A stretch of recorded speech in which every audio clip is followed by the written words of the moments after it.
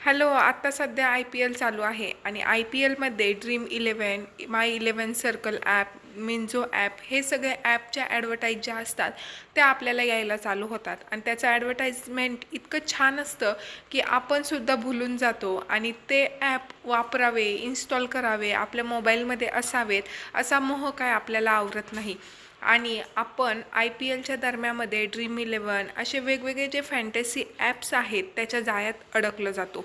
आता ड्रीम 11मध्ये काय आहे की आपल्याला दोन, जर समजा RCB आणि चेन्नई सुपर किंग अशा दोन मॅचेस असतील तर त्याच्यामधील आपल्याला चांगला कॅप्टन चूज करायचा असतो किंवा चांगले खेळाडू आपल्याला चूज करायचे असतात आणि त्यावर बेट लावायची असते. आणि मग जो खेळाडू चालेल, जो खेळाडू विकेट घेईल, जो खेळाडू कॅच पकडेल, जो खेळाडू किती रन काढेल त्यानुसार आपल्याला पॉईंट मिळत असतात आणि त्यानुसार 1000, 10,000, 1,00,000, 1,00,00,000 आणि आत्तानुसार 11 कोटी इतकेसुद्धा बक्षिसं मिळतात. आता हे ऐकायला किती छान आणि सोपं वाटलं ना, की ड्रीम 11वर जा, टीम बनवा, आपले आवडते खेळाडू सिलेक्ट करा, आपल्या स्किल्स दाखवा आणि बक्षीस जिंका. पण मित्रांनो, खरंच हे इतकं सोपं असेल का? आता एक बेसिक सांगते. हे ड्रीम 11 ॲप जे आहे ना, हे गुजराती माणसांनी, दोन गुजराती मित्रांनी चालवलेलं आहे. आणि गुजराती माणूस हा कधीच दुसऱ्याला करोडपती करण्यासाठी उद्योग खोलत नाही, तर तो स्वतः करोडपती व्हावा ह्याच्यासाठी तो उद्योग चालू करत असतो. तर इथंही असंच आहे. ड्रीम 11वरून तुमच्या आमच्यासारखे किती लोक करोडपती झाले हे माहीत नाही, परंतु ड्रीम 11 वरून ही कंपनी मात्र कोट्यावधींमध्ये टर्नओव्हर करत आहे. आता ड्रीम 11 या कंपनीचा बिझनेस कसा वाढला हे तुम्हाला ह्या चार्टवरून दिसतच असेल. 2014मध्ये फक्त 10 लाख लोक या ड्रीम 11चे युजर्स होते. 2016मध्ये 20 लाख, 2018मध्ये 4,50,00,000 आणि 2025मध्ये जवळजवळ 20 कोटी लोक ड्रीम 11 खेळत आहेत. आणि याच्यावरून तुम्हाला कळतच असेल की ड्रीम 11वरती किती युजर्स आहेत. आणि हे एक फॅन्टसी ॲप आहे जिथं तुम्हाला काहीतरी मूल्य देऊनच तुम्हाला इथं टीम बनवता येते. म्हणजे IPLच्या काळात जवळजवळ 200 कोटी नफा हा प्रत्येक दिवशी ड्रीम 11ला होत असतो. तर आता याच्यावर म्हणजे कळलं ना तुम्हाला की लंबोर्गिनी झालं, 11 कोटी झालं, ही आपल्यासाठी नाही आहे, ही फक्त त्या लोकांनाच मोठं होण्यासाठी आहेत.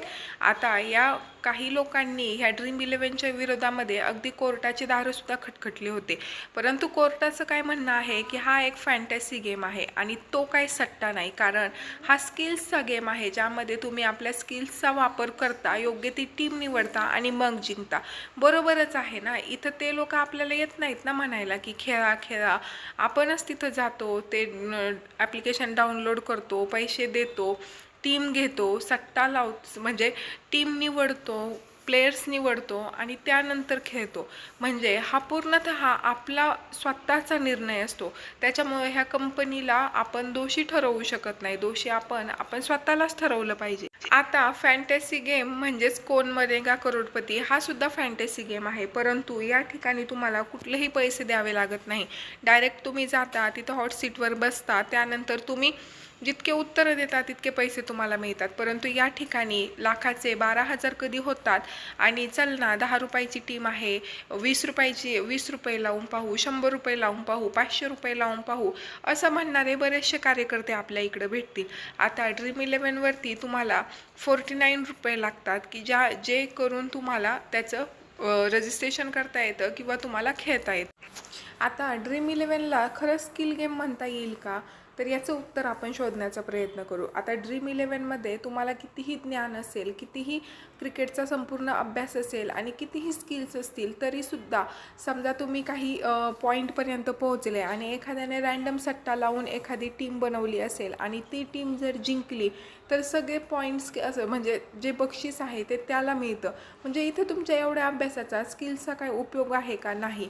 तर KBC झालं, जे असे स्किल्स गेम असतात तिथं संपूर्णतः तुमचं स्किल डिपेंड असतं. तुमच्या ज्ञानाचा वापर तिथं तुम्हाला करावा लागतो आणि त्यानुसार तुम्ही तिथं बक्षीस जिंकत असतात. परंतु हा पूर्णतः सट्टा आहे.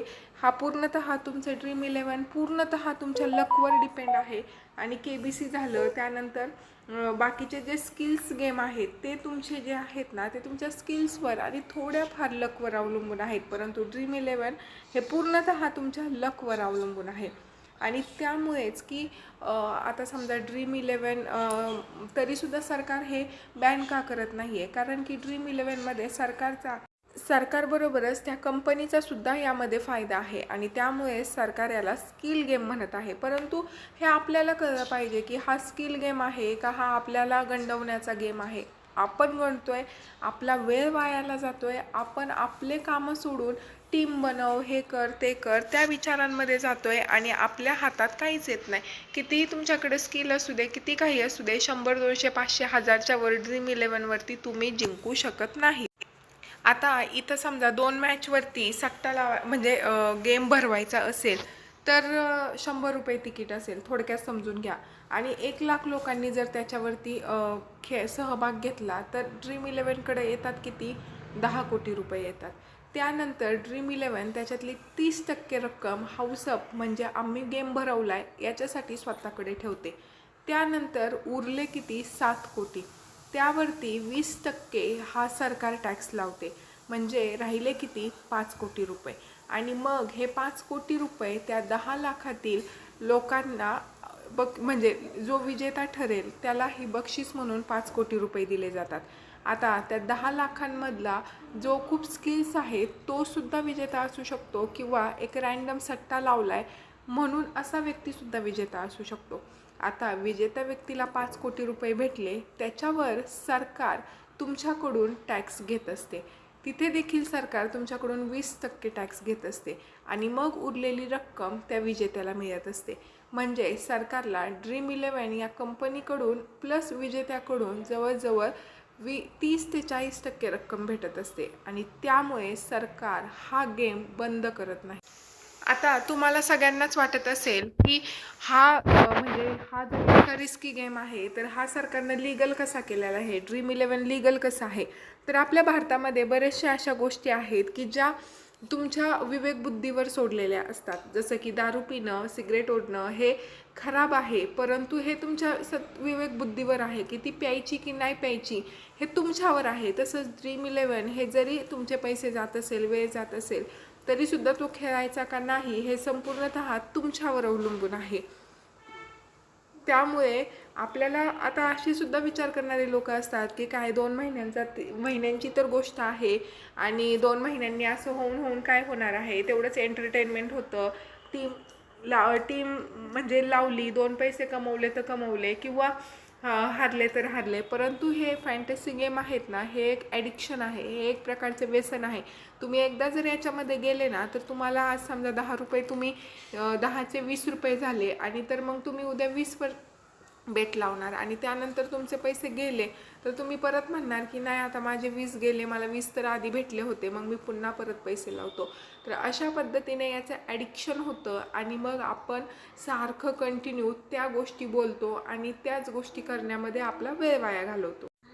आता याच्यात काय होतं, व्यसन लागतं आणि व्यसन लागल्याच्या नंतर काय होतं, मी जसं मगाशी तुम्हाला सांगितलं की जर समजा पहिल्यांदा आपण पैसे जिंकलो तर आपण पुन्हा लावतो, पहिल्यांदाच हारलो तर तिथे एक इगो प्रॉब्लेम होतो की माझ्यासारख्या हुशार मुलाला किंवा माझ्यासारख्या हुशार व्यक्तिमत्व, क्रिकेटचं नॉलेज असणारं पैसे हारूच कसं शकतं, चला आपण सेकंड ट्राय मारू.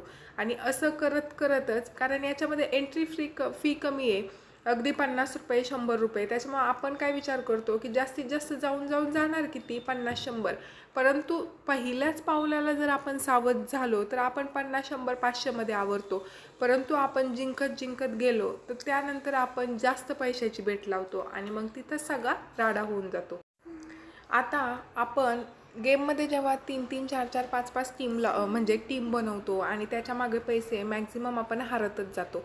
रोज संध्याकाळी 4 तास आपण म्हणजे ती गेम बघण्यामध्ये घालवतो. आता गेम म्हणजे मॅच बघण्यामध्ये घालवतो. मॅच बघणं हे चुकीचं नाही आहे, परंतु तोच वेळ आपण जर एखाद्या कन्स्ट्रक्टिव्ह कामासाठी दिला तर त्याचा फायदा आपल्याला नक्कीच होतो.